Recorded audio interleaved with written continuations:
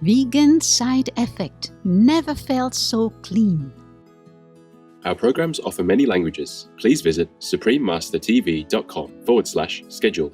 Nos programmes offrent plusieurs langues. Veuillez visiter suprememastertv.com/schedule. Nuestros programas ofrecen varios idiomas. Visiten suprememastertv.com/schedule. Rancangan kami menawarkan banyak bahasa. Sila kunjungi suprememastertv.com/kehadapan-schedule.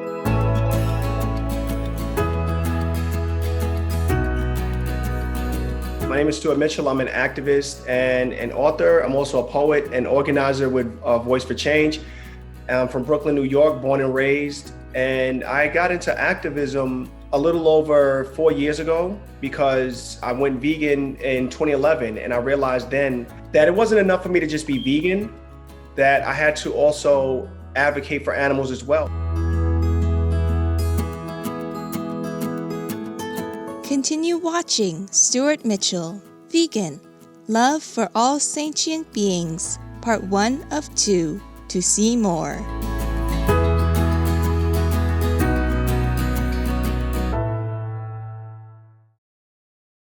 Yeje, delightful viewers. I just said hello in Comorian, one of the official languages of Comoros.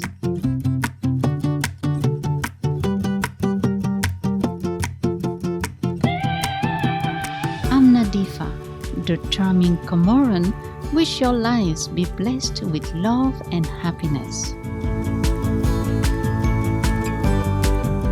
Welcome to part 1 of Stuart Mitchell Vegan, Love for All Sentient Beings.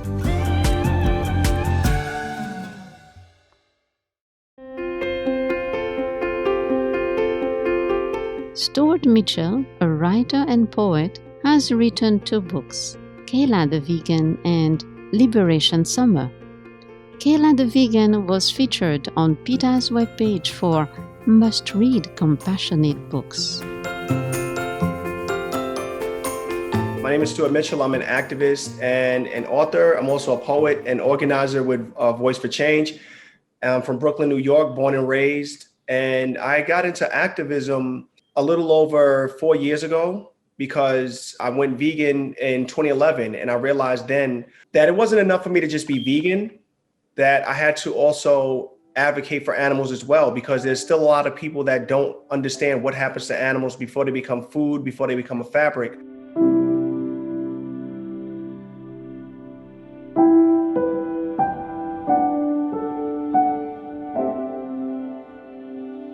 Mr. Mitchell shares with us how he became a vegan. I went vegan in 2011, around late March. I saw the videos of factory farming and I knew I didn't want to contribute to what was happening to animals anymore. So I decided right then and there to go vegan and change my lifestyle and eat better and not contribute to animals being harmed for my palate anymore.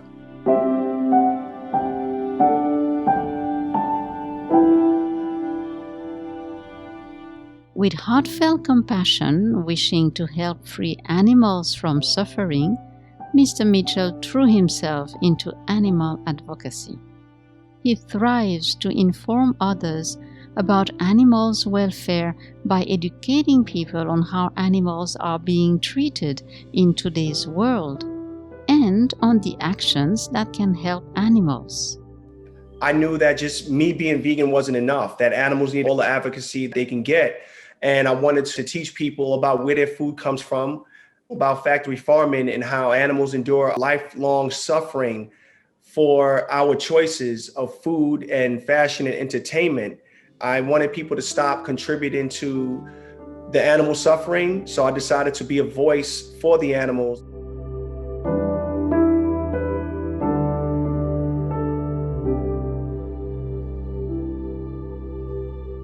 Mr. Mitchell believes that the innate loving nature of humans should be cultivated and developed at a young age, which motivated him to become a writer of children's books. He hopes that Kayla the Vegan can guide children to become true friends of animals. Before Mr. Mitchell explains why he wrote the book, let us take a moment to enjoy the beautiful scenery that nature provides for us. Please stay tuned to Supreme Master Television.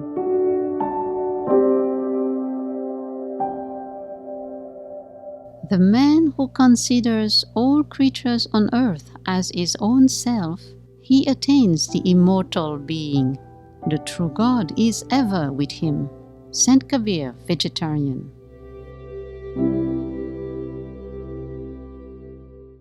Welcome back, endearing viewers, to our show entitled Stuart Mitchell Vegan, Love for All Sentient Beings, Part 1 of 2. The reason I wrote Kayla the Vegan was because I wanted children especially to understand how important it is to have compassion for animals, because children's minds are like sponges and they absorb everything that we do. They emulate us to a degree. They look at us for guidance. They look to us as the examples. I mean, most kids grow up, they love their pets, but I want them to understand that all animals are deserving of the same love and attention as well. So I wrote the book to teach kids to have that compassion for animals. Not just cats and dogs, but all animals are worthy of our love and our protection.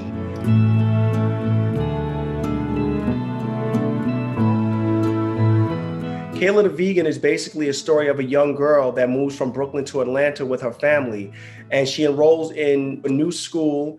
And during the lunch break, the kids are talking about what they're going to eat for lunch, and Kayla expresses that she doesn't eat meat or animals once she's asked by the other students what's her favorite meal. She tells them that she's vegan, and the kids are kind of taken aback by it. They don't understand what that means or what it entails. So she explains to them she loves animals. She doesn't want to harm them. She doesn't want to eat them.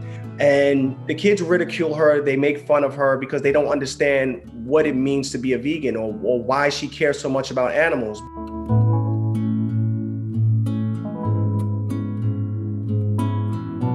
Kayla's classmates soon opened their hearts to hear what Kayla had to share.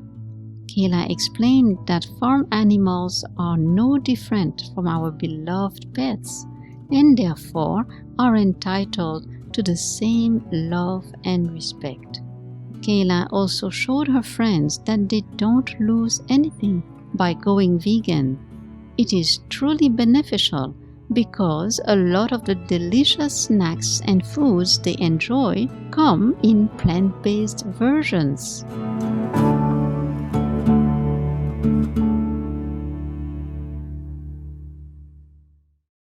Mr. Mitchell's other book, Liberation Summer, is based on his personal experience. The story describes the awakening of a young man named Jaden Young at the time he had been working at a restaurant during his college days. At first, he noticed that many chickens' meats were delivered to the restaurant, so he became curious about where they came from. After some research, Jaden found out that the chickens came from a factory farm and lived a horrible life there. They were forcibly bred in dreadful conditions, then slaughtered for humans to eat. Once awakened by this shocking truth, Jaden realized that he wanted no part of this cruelty to animals. Furthermore, he began engaging in animal rights activism to help others learn the truth. Jaden turned around from the sink and looked Felipe in his eyes. Everything about this is wrong. It's a shame that you can't see it because you're blinded by the promise of getting promoted, he said. We're helping people destroy their health with this food. I can't do this anymore. Your promotion to manager is going to come at the cost of poisoning your own community.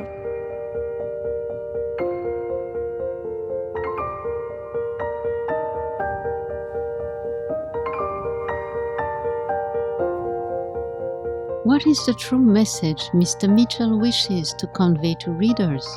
I want people to understand that you have the power to make a change in your community, that once you see that there's something wrong, whether it's health, economics, or whatever it is, you have the power to change that. Like, don't be discouraged by this idea that you're only one person. It only takes one person to make a change.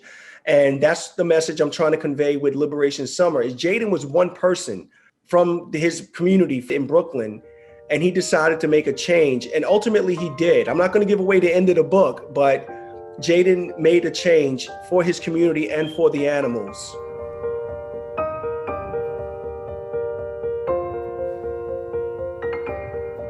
What Mr. Mitchell said is so true.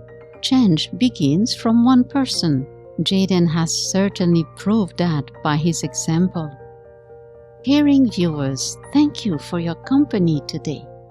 Please join us next Sunday, October 3rd, for part 2 of Stuart Mitchell Vegan, Love for All Sentient Beings. Coming up next is Supporting Good Leaders for a Happy and Peaceful World, part 1 of 2, on Between Master and Disciples, right after noteworthy news. May we all find inner peace and joy in life. Vegan, cause knowing what can save the world and not applying it is cowardice. Our programs offer many languages. Please visit suprememastertv.com/schedule and suprememastertv.com/VE